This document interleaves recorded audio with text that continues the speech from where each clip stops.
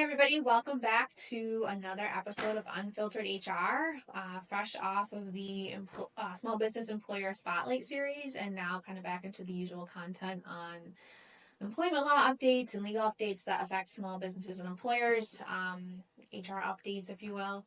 And there's obviously a lot going on right now with the change in the presidential office and a lot of the executive orders and things. So I have Heather here, Heather Giambra.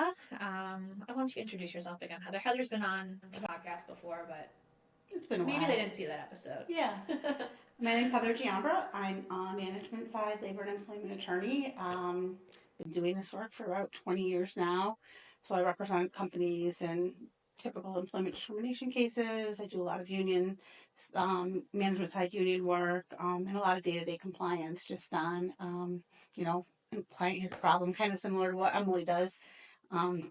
They call me, we talk through it, we figure out how to navigate the situation in a way that will keep them hopefully out of any legal trouble. Yeah, from getting sued. But then you also help when they do get sued. Yes, when they do get sued. Unlike me, yeah. I'm a prophylactic only, yeah. So I work really closely with Heather with a lot of my clients. We refer clients back and forth, and we've done a lot of great work together. We have. Yeah. A lot of fun stuff. Yeah. Fun, yeah. We're going to write a book too. Fun, yeah. Debatable whether or not it's fun, it's rewarding, yeah. Okay, so Heather's here to talk today about the topic of DEI, and obviously with a lot of executive orders that have come down from a federal level, it's completely changing the landscape in ways that really aren't even totally certain right now on this topic.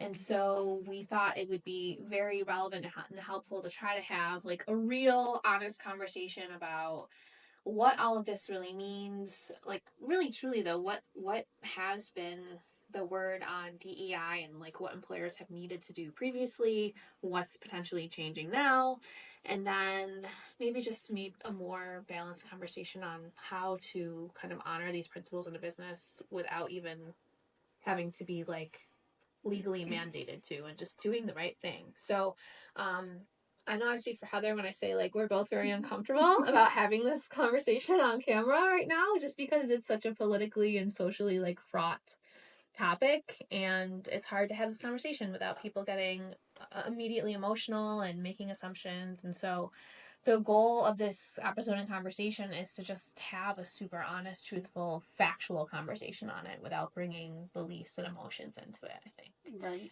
Which is how we spend our time with clients every day, too, and dealing with these situations, right? Yeah, and I think if people just, at the end of the day, we'll start with this and end with this probably. At the end of the day, if people just keep in mind what the law says and try to comply with the law, and the law hasn't changed. I think that it's pretty easy to kind of stay on the right track with respect to what you're doing, with respect to DEI, what you're doing or not doing, and how you're handling those situations. So it's probably good to start with Executive Order 11246, which was it's an old executive order. It's been in place since 1965. President Lyndon Johnson actually signed that executive order. And I think a little context, all the laws that prohibit discrimination on the basis of gender and race, national origin, color, those are all contained in the Civil Rights Act of 1964. So this executive order, signed in 1965, came right on the heels of federal legislation that said it's unlawful to discriminate in employment on the basis of gender, on the basis of race, on the basis of national origin, color, religion.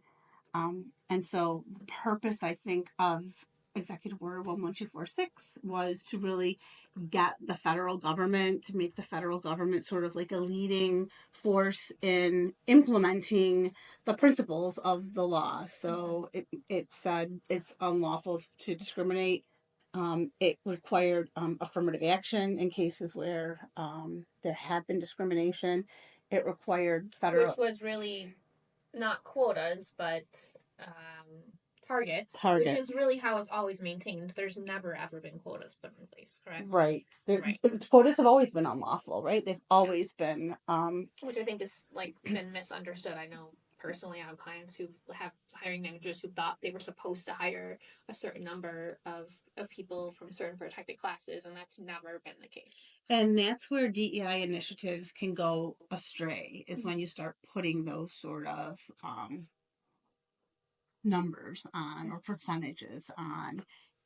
You really it's good for your workforce to reflect the general population, but it's not always going to exactly reflect the general population. Yeah, and that was the goal of any legal action taken to try to encourage these types of hiring practices, or wherever there's been, I think, legal action taken to try to encourage diversity or discourage discrimination. It's for the betterment of everyone that yes, those that represent our population represent people in power or people in positions and jobs and things like that in our community. All good intended, which is, I think, how a lot of the legal action and laws start out. But yes, they can go astray. Yeah, and I think as with any sort of, when you have something good, then you try to make it better, and you try to make it better, and you try to make it better, and sometimes you go too far in making it better. And I think that's so getting to the new executive orders that were recently signed by President Trump, I think that's what this is sort of generally intended to be, a correction of overreaching, some would say, and to bring it back, hopefully, to some balance. Now, some people will say that it's brought it back too far, it's gone too far, and so the pendulum does tend to swing that way, and hopefully, I'm hoping that we're going to land somewhere in the middle. And so it's important to say, even before President Trump signed these executive orders, we were talking about quotas. There was a Supreme Court case last year filed by Asian American college students with respect to college admissions, and they said that the colleges were discriminating on the basis of race, because these students were not being admitted while other students of another demographic, considered to be underprivileged or other minority groups, were getting admitted at higher rates, and these people were equally or better qualified with respect to sort of objective measures. And the Supreme Court said that's discrimination on the basis of race. They are not being, it's the idea of the non-discrimination statutes is to treat people fairly and equally. And so based on merit is not something connected with race. Now, lots of arguments about that, right? Like, well, arguments are that people of certain demographic backgrounds didn't have opportunities that other people had, and so they're not. That's like disparate impact discrimination, where it's because they didn't have access to. Not even disparate impact. That's sort of something different. But yeah, it's the lingering effects of racial discrimination, or is what they would say. But at some point, I think it's important to say, like, we have to get back to like looking at people for people, and not looking at people for necessarily what their protected classifications are, or for what group they may represent. Yeah, and that we were saying that was the whole point of all of this type of legislations of the Civil Rights Act and things, way back in the 60s when all of it first started, was equality, equal treatment. And so at some point, if we're concerned about, I guess the point is, we've been so concerned about equal treatment of certain protected classes that perhaps it's had a negative effect on others, and trying to correct one wrong, we've created potentially another. Right. And there has been true impacts of that too, like in that Supreme Court case, where those that are qualified, and maybe more qualified than others to be in these schools because of their educational achievements, have been denied access, compared to others. Right. And it can happen in the workforce, right? Like if we're looking, if we're trying to hire a diverse workforce, you may not be selecting the person who's best qualified to do that job. Not every job has your background. I mean, everybody, we all bring with us, right? We all bring with us our experiences, and I think that it's good to have different perspectives and people have different experiences, but not every job requires that. I think something, there may be jobs where that's really important, and there may be jobs where it's entirely irrelevant. And so I think looking at what is the job and what is it that we need here is helpful also. But so one other point I want to bring up that's always been true, and it will be important, I think, when we're talking about like the executive orders and kind of what's changed or changing, is the distinction between a federal contractor and a private employer, and like what that has meant historically and up to this point and still does in many ways, but also what that means in terms of like what is being mandated versus probably highly suggested for private employers. Yeah. So Executive Order 11246 applied to the federal contractors, right? So if you were just a private employer who did not have a contract with the federal government, it was meaningless to you. You didn't have to comply with the affirmative action provisions. You didn't have to do the reporting or any of that. And so the repeal of that with the new executive order is, again, applicable to federal government contractors. So for employers who have contracts with the federal government, they what the executive order says is that all the affirmative action provisions relating to everything except disability and veteran status, those are still in place, but all the other affirmative action provisions relating to race and gender have been rolled back.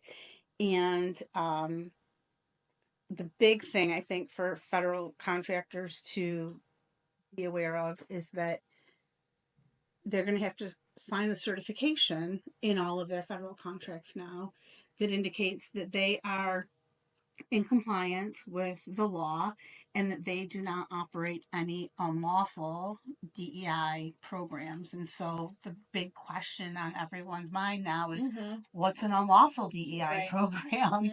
And the executive order doesn't necessarily spell that out. I think there has been a little guidance on what would be unlawful, and we'll talk some more about that.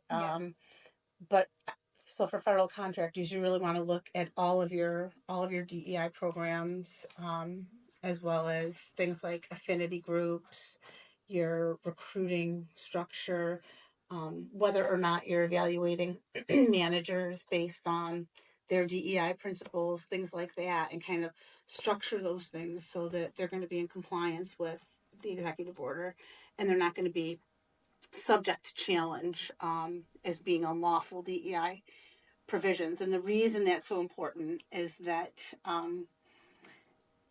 the Department of Justice or any individual who is aware of an unlawful DEI program that a federal contractor is running could bring a claim against the employer under the False Claims Act. And that saying that you lied, your certification was a false claim, that you were in compliance, and there are significant penalties associated with violations of the False Claims Act. There are triple damages in some cases, and so the cost of that can add up quickly, much less just defending the claim in and of itself. And because an individual can bring the claim, and there's money set aside for them for having done this great justice of bringing forth this false claim. There's motivation, there's incentive for people like to bring the claims. Yeah, so it's really a whistleblower provision in the act that allows for individuals to bring the action. So that's all stuff that if you are a federal contractor, so even if you're a private business but you have federal contracts, that you are explicitly now not able to, you must put those provisions in those contracts, and you must eliminate those programs. It's explicit that is. Well, you don't have to eliminate your programs necessarily. Well, you want to eliminate anything that could be illegal. And so, I think really the important thing is what's illegal. Which we'll talk about. But I want to make the point that So, and I think probably most people watching and listening to this are not federal contractors. Right. So I think that's where it becomes more gray for lots of reasons. One of the main ones being in the fact that we're in New York State, which has very different expectations about these things now than the federal government. But that there aren't as explicit expectations or things that are considered and deemed illegal if you're not a federal contractor and you're just a private employer. However, some of the things that have been put in place because of these executive orders, which encourage all the government agencies to go after similarly illegal types of DEI actions, could result in more employment related discrimination, reverse discrimination type claims, right? Yeah, so there's another executive order that directs each of the federal agencies to identify, I think, 9 businesses, private businesses, not federal contractors, for investigation that may have these types of programs. And so I think my recollection is that they're looking at larger employers with respect to these things. Smaller employers are probably not on the radar regarding this. Mm-hmm. But they are going to be looking. They are out searching for unlawful DEI programs, and so you don't want to be one of the 9 people identified by an agency. But keep going. Sure. So while the things that we're going to talk about with respect to what can you do with your DEI programs and what can you do to kind of keep them so that they're hopefully not found to be unlawful, apply definitely to federal contractors. I think they're good tips for those of you who are not federal contractors as well. And I don't recommend that you eliminate things entirely because we are in New York State, and New York State does have New York State doesn't require DEI programs, but New York State does have provisions that prohibit discrimination on the basis of a lot of categories, and New York takes a pretty liberal, broad view of what constitutes discrimination and what really employers are required to do. So when we talk about things like pronouns, or we talk about things like the use of bathrooms for transgender employees, that kind of puts New York State employers in a more difficult situation, because while the state's requiring the employer to do those things, the federal government's saying we don't want you to do that. Yeah, so doing anything could result in a claim. If you go with the New York State definition or expectation, you could potentially be subject to a claim under the federal EEOC, right? Or if you follow what you believe the EEOC will actually enforce, or encourage from a reverse discrimination standpoint, you could be in violation with the Division of Rights in New York State. Yeah, the Division of Human Rights. Yeah, could find you to be violating the state law. So there is a lot of uncertainty. There is a little bit of unknown. I mean, I think we have to just take things one step at a time as situations arise. I think you have to look at them and say, what's the best way to try to be compliant with both? It may or may not always be able to be done. And I think we're just going to have to be creative about some of the solutions that we find when situations arise. Yeah. And more cautious in reaching out, I think, to professionals like Heather or myself, or if you have someone else that you work with that you trust, proceeding with more caution if any type of claim comes up in any of these areas, to really, I don't know, I didn't think the thread hole of the needle could get any smaller and harder to successfully thread, but apparently it is now. Yeah, so, I mean, let's take just for an example pronouns. So the federal government is, one of the executive orders has banned the use of pronouns in emails, like in your email signature block, for anyone with a .gov email address. Federal employers. So federal employers, or sometimes you'll have employees of federal contractors that will have a .gov email address for whatever reason. I think it's probably security, things going So it's back and not for forth. federal contractors, but it is for federal employers or anyone. I mean, that might be a federal contractor. It's any employee of the federal government, or, I could be at ABC company and I have a contract with the federal government, and one of my employees happens to has a .gov email address, has my ABC company email address also, but has a .gov email address because they're corresponding with government and they're sending things. I think it's more for firewall reasons and things like that things get blocked. So you could have somebody, private sector employee, with a .gov email address. So that email address shouldn't have the pronouns on it. Can't have the pronouns on it. Doesn't mean that you can't. Your company's email address can't have preferred pronouns. I think it's probably best to not have a rule that everyone have them. Let people do what they want to do, right? If they want to have them, they're welcome to have them.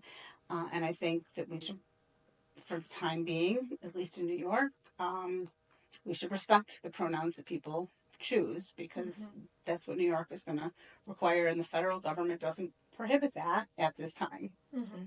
Yeah, because if you were to force everyone to honor that practice, then it seems that the federal agencies are going to be going down a route where that would be deemed to be governing their beliefs on that subject, or violating their, probably where we're going to see this go is violating their religious rights, which they do believe, have some power to. That's a conflict that we already see, where an employee says, my religion doesn't recognize, my religion only recognizes two genders, and I'm not going to call someone a gender that they're not. And so the employers are already in that situation of having to balance religious rights against rights of transgender employees. So it's a tough situation to be in. There's probably going to be more. I suspect there's cases that are working their way through right now, because and we're going to see more guidance on that, hopefully.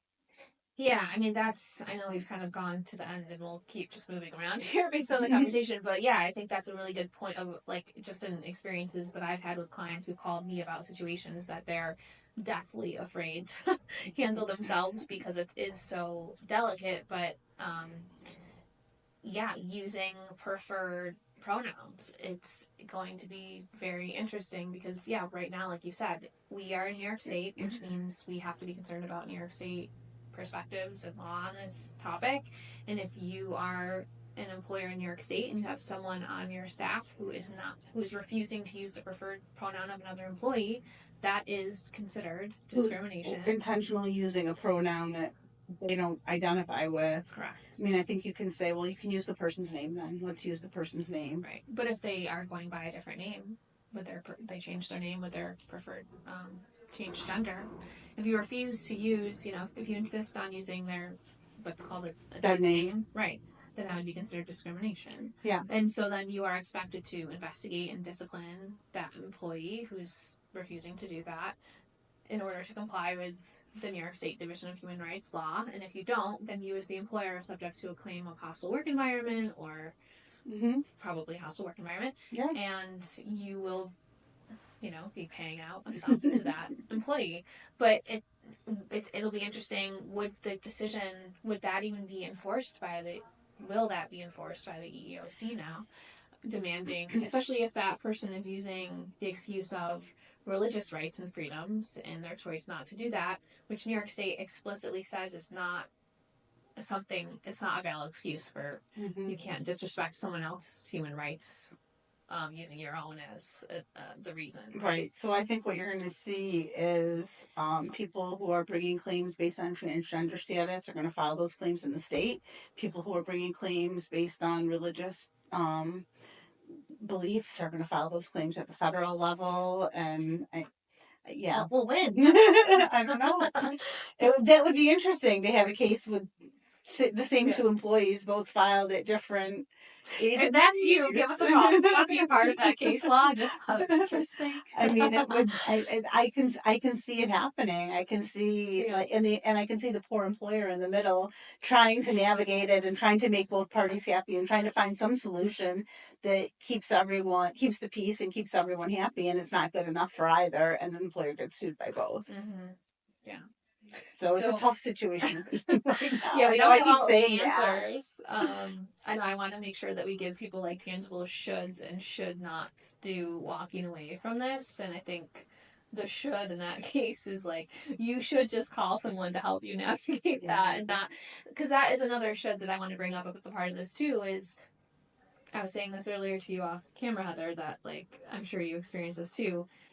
We are put in positions where we have to take our own like personal, emotional, political beliefs out of all of the guidance that we're giving to our clients and bring them to a place of kind of like I'll call it like logic or facts or sanity. Um, and sometimes that's from a much more conservative end of the spectrum to the middle, and sometimes that's from a much more liberal, to use the two only adjectives we seem to have in this country anymore, end of the spectrum to the middle. And I think like it would be a huge mistake if you're an employer on the more conservative end of the spectrum and have been kind of begrudgingly complying with these things, or maybe pretending to believe that now you have carte blanche, right, or freedom to ignore all these DEI initiatives or mandates or whatever, would be really foolish. Yeah, so I think it's important to remember that all these executive orders are dealing with DEI initiatives, none of which have been the law. It's never been the law that you have a DEI program. It's never been the law that you do, all these DEI efforts that employers are doing. Social pressure. There's been a lot of social pressure on it. Employees are putting pressure on employers to do it. Right. And in some cases it's probably been helpful. In some cases it's maybe has harmed workplaces. So it's never been the law that you have to do these things. These things have been mostly voluntary, other than affirmative action programs where employers have been found to have been discriminating and they've got these requirements that they have to do. But so the law hasn't changed, right? So for that person who thinks they can just throw caution to the wind now and they don't have to worry about any of these other, protected classifications that they don't want to hear anything about, you do still have to worry about them. They are still protected classifications. The law has not changed in any way with respect to that. And even the U.S. Supreme Court ruled a couple of years ago that it's unlawful to discriminate against a transgender person because that's discrimination on the basis of sex. And so these executive orders don't change that. Nothing has changed with respect to what the law says. It's what we're looking at here are these DEI programs, and are they overreaching? Are they going too far to the point of being discriminatory? Right, an unlawful DEI program would be one that discriminates against a different group of people. Yeah, because it's still. I think the point is, it's. I mean, these are probably more like somewhat performative or just setting making like statement making executive orders, right? Like this has gone too far, and the way we've like interpreted what it means to protect or not discriminate against certain classes has gone so far as now to inadvertently and unintentionally to result in discrimination against other groups. But accidentally discriminating against one race because of a need or desire to protect another is still discrimination on the basis of race, yes, or gender or whatever you want to. Exactly. Yeah, exactly. Yeah. So it's almost reinforcing anti-discrimination law. Yeah. So for example, some of the things that are problematic are an employer that has an internship program, but it's only open to people of the employer hopes to get interns that they can hire and that can become part of the workforce, and they want to build up they want to increase diversity in the workforce so it's only open to people who are of a certain race or a certain ethnic background. That's an unlawful under the executive order. It's pretty clear that would be an unlawful program because it's based on race. Now, if you say we want to open this program to first generation college students, that's not unlawful based on race because people of all races, there are first generation college students in all races. So you need to tweak those programs a little bit so that you're not making them decisions or eligibility based on race. You are likely to get people from the group that you're hoping to attract, but you're going to get other people too. And then when you make decisions on them, making decisions based on merit. And so, another situation would be, well, we have two people that are equally qualified. The best two people are equally qualified. We're going to take the minority candidate. That would be unlawful under, I think, these Trump executive So no orders. decision making based on No decision making based on protected classification. I mean, you could put the names in a hat and draw one out. You could do it alphabetically or reverse alphabetically, or you could, I mean, there's a number of things you could do. Or you can have other factors where they're equally qualified with respect to these things. Some other non-discriminatory factor that would be a tiebreaker. Yeah. Okay. Who has the most siblings? The candidate that came from the family with the most siblings. I don't know. Right? Yeah, I like the idea of the first generation college because applicants, because that is maybe likely they would be first generation because they come from a family that was socioeconomically disadvantaged, which I think was a lot of the point of some of this in the beginning, that was more based on race, because that was just, people didn't have opportunities. Right. People of certain races had less opportunities, yeah. But I think that lower socioeconomic status has grown and group has grown in diversity too, so it isn't just, people of certain races anymore. And so that would make sense. And socioeconomic status, currently anyway, is not a protected class. So it would not be discriminatory to choose that as an option. Yeah. So, so just wanting to make sure people have tangible takeaways. So if you're a federal contractor, the things that you had to be doing before that you still need to be doing that are related to this topic are the affirmative action reporting, at least for the disability and veteran status, which, I mean, hopefully you already know this if you're a federal contractor and you're listening, but that involves collecting that demographic information about disability status and veteran status at the time of you apply, that your candidates apply for jobs with you, and at the time of hire, so then you have it to report on, as you're required to on an annual basis. There's also EEO statements that have to be put in the job postings, right? Yep. For contractors. Those should be updated. Yep. And then non-federal contractors, private employers, similar topic, the EEO reporting, right? If you're a private employer with over 100 employees, you need to be, I don't think anyone's doing this, but they're supposed to be doing it. Yeah, none of that's changed. That has not changed. You're supposed to be reporting on, doing required annual reporting on sex and race and ethnicity information by job group. So if you're not aware of these things and these are new to you, you should look these up and continue to do them and make sure that you're doing them from a pure compliance standpoint. And so those are things that you still need to be doing. And what you should not be doing is having any DEI initiatives within your business that are considered or potentially could be considered illegal based on what we know. Yeah. So, and maybe it might be helpful to give some other examples of what may be potentially illegal DEI initiatives. So, we talked about one was internship eligibility. Some companies have affinity groups, right? So they're groups that the women's group or Hispanic Americans group or whatever it might be.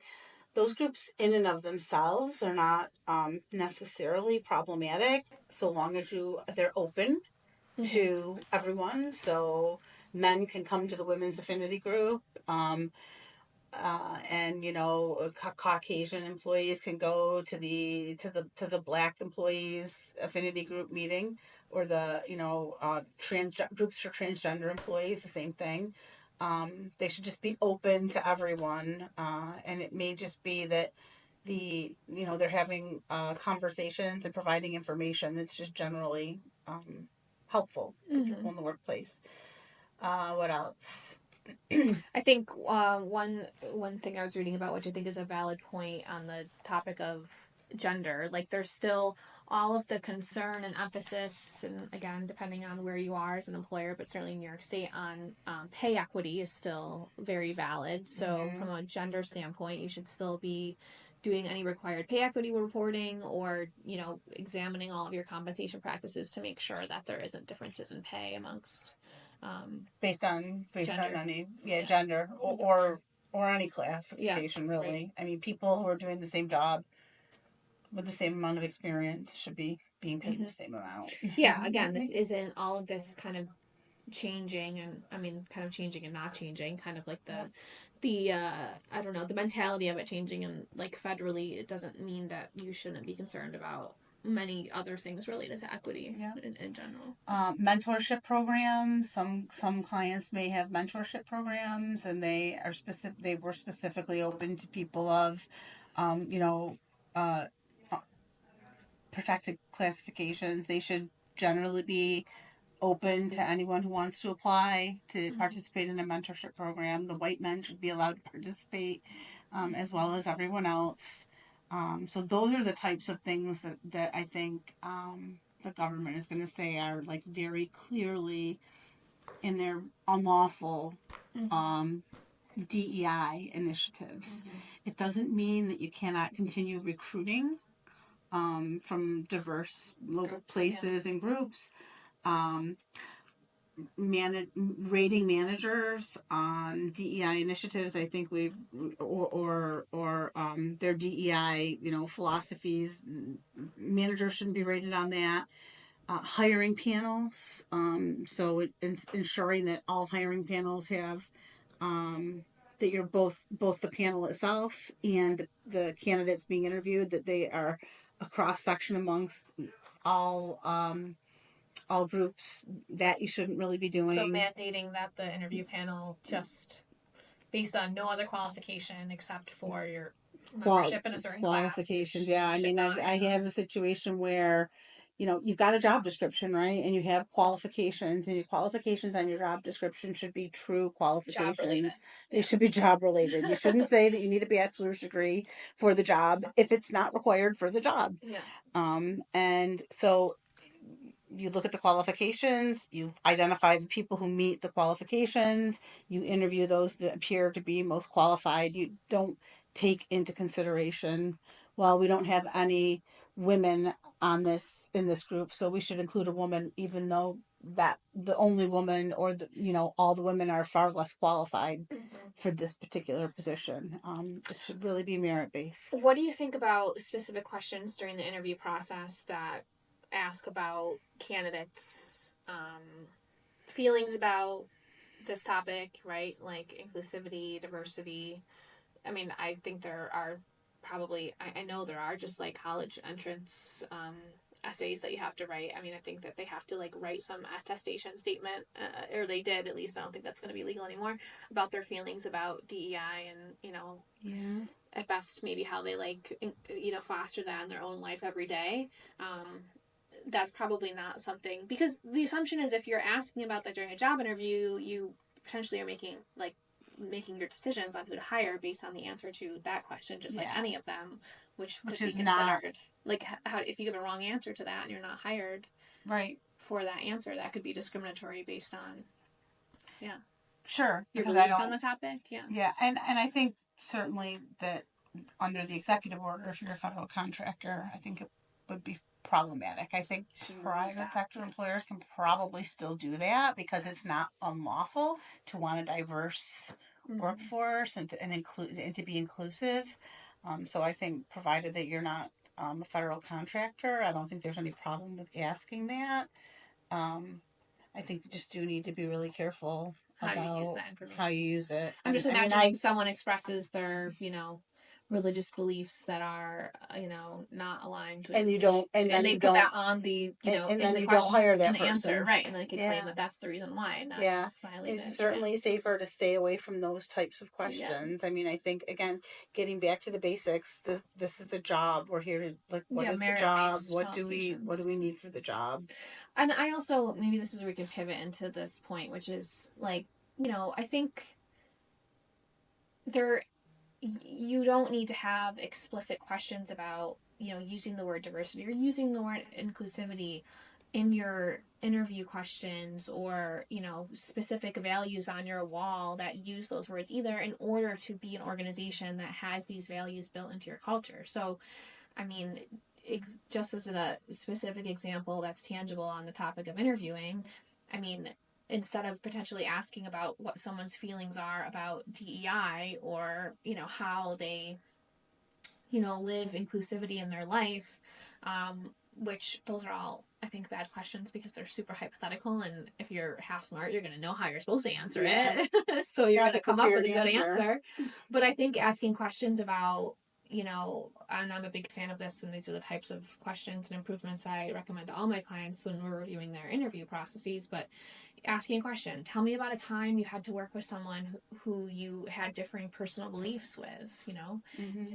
allowing them to tell you a story about that. And maybe it's related to, DEI type things, or with gender or race or politics or whatever. Or maybe it's a differing belief on what good customer service meant versus what they thought good customer service meant. But it shows how a person will behave, and, their ability to disagree without being disrespectful or even dismissive of someone else's beliefs, which, makes sure you're taking that value into consideration and building that into your culture without needing to have all these very, hardwired kind of. And that's really what you're looking for in an employee anyway, is someone who's going to be tolerant of differences and be able to get along with a diverse population of people. And so, like, that's a much better question than tell me about how you live inclusivity in your life. Right.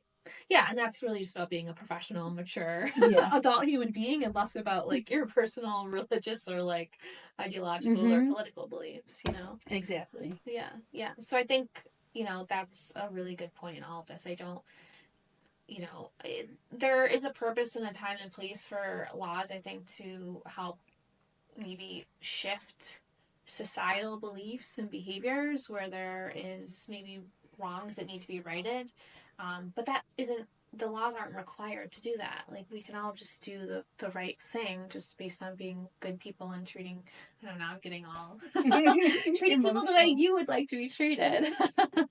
And also, like, the point is we're at work, and so like your personal beliefs don't necessarily matter at work, right? Like, the point is you should be here working cooperatively and collaboratively with others regardless of your beliefs. So if someone chooses a lifestyle that you don't approve of, that's really irrelevant to how you should be behaving together and working together. It doesn't mean you can't get along with them in the workplace and work together. Yeah, in a way it makes it all simpler if we're basing decisions on merit and just good values across the board, again, regardless of any other thing, whether it's protected class or not, then I think it kind of takes care of itself in some ways. Right. Yeah. It's interesting. It'll be interesting to see how it all. It will. I'm sure there's a lot more to come, and I'm sure that it's going to be a little bit of a roller coaster ride for a while anyway. But we've been through it before. Yeah. So I think the main takeaways: review. I mean, I guess really your policies and practices. Interview questions. What you're asking on the application, what you're asking in interviews, how you're evaluating employees in their performance day to day, like. Specific programs you have, but I think all of that, if you've kind of built, if you've more, I would say, hardwired some of this DEI stuff into any of that, you probably want to take a look at it and consider modifying. And it doesn't mean eliminating efforts to achieve those same goals, but just maybe the methods and ways that you're doing it. And maybe just, and even words, I think, especially for federal contractors, what's your core values. If your core values are talking about diversity, equity, and inclusion, you probably want to modify that to respect. Integrity. I still think inclusivity. I think inclusivity is still probably, we want to be a welcoming workplace. But just, I mean, it doesn't mean a lot has to change. I think small changes to these policies and programs can go a long way to kind of keeping you on the straight and narrow. And then aside from policies and programs, I think the other thing to just be mindful of is how this is going to trickle into the realm of just how we manage and monitor workplace conduct, right? And complaints and claims that will be made internally, and how we need to respond to those potentially differently now that the federal standard and translation or interpretation of things may be different than what it was going to be. When people are offended at work, how do we determine who's validly offended? Whose offense we need to take more seriously? And that's where I think what agency are you considering complaining to? I think that's where you have to get more creative and try to find more creative solutions. And I don't know. I mean, I'm sure there are going to be situations where there is not a great solution, right? Yeah. But I'm thinking, to the extent that you have people with just diametrically opposed feelings and positions, I think it's going to be in the employer's best interest to kind of keep them as apart as possible so that you don't have that. I mean, it becomes tough if you've got, and I'm not a proponent of moving people around because of a problem. Yeah. But I think, I don't know, we may be looking at some of that. Yeah, more like documented disciplinary action or coaching on, again, things like respect. Mutual respect and maturity and professionalism and things like that. Right. To your point, moving people apart from one another if one of them has said something that technically would be considered harassment or discrimination under the law is not a valid and I certainly wouldn't. Right? I certainly wouldn't do it for initially. I think things build, right? Like, and it's repetitive refusal to use the right pronouns and dead naming and then maybe someone has a religious belief and they're being offended, and so I mean I think those are situations that become very difficult to. Yeah. And I mean, sometimes employees they're very emotional. Sometimes. They are, as much as they should not be, and they should put their emotions at home and just come to work and do their job. Yeah. It doesn't happen. And so, but yeah, I think the first step there is like coaching and counseling and discipline on being respectful. Yeah. And going both ways in that situation. Yes. If they're employees they're each disrespecting one another's personal wishes or beliefs. Yeah. Well, it's going to be interesting to navigate. But I think, the point is to do not throw the baby out with the bathwater with a lot of this stuff. If you're coming from more of a conservative end of the spectrum and you feel like this is a win and now you don't have to do certain things, I think that would be a mistake. And I think doubling down and, making a point on if you're coming from the other end of the spectrum because you see some of this, swing back the other way would also be a mistake, and trying to be not lost. I think if you're on the other end of the spectrum, don't feel like it's all over, everything is lost. It's not. Like you said, the law hasn't changed. Yeah, it hasn't. Yeah, that's a really interesting point that I think is being missed with a lot of people. Yeah. We all have this extreme way of thinking now, so easier said than done. But I think, the takeaway is just, try to be pragmatic and just, business is business, and it's there's more rules for business owners to follow every day, it seems. So it's hard to know them all, but the point is, like, know the rules and follow the rules, follow the facts, and you should be okay, and try to keep emotion out of it, I think. Yeah. Yeah. Call for help if you need it. Yes, and also that, yes. If you're exhausted and you don't, I mean, ChatGPT is pretty good. I still would not use it to be your HR person or employment attorney. I mean, you can try, but I would not recommend it. These are much more nuanced situations than That's right. AI, at least, I think, can handle. For sure. Yeah. All right. Well, thank you, Heather. Yeah, my pleasure. We successfully navigated a very difficult topic, and I think we did it without hopefully offending anybody. I hope not. Yeah, so thank you. If anyone has questions or follow-ups based on this topic, please reach out. And if you have a specific situation that you're unsure how to handle on this topic, or maybe you need to look at modifying a program that you have or a policy that you think, may need to change as a result of this, reach out, and I'm sure that we can help with that as well. Yeah. All right. See you guys next time. Bye.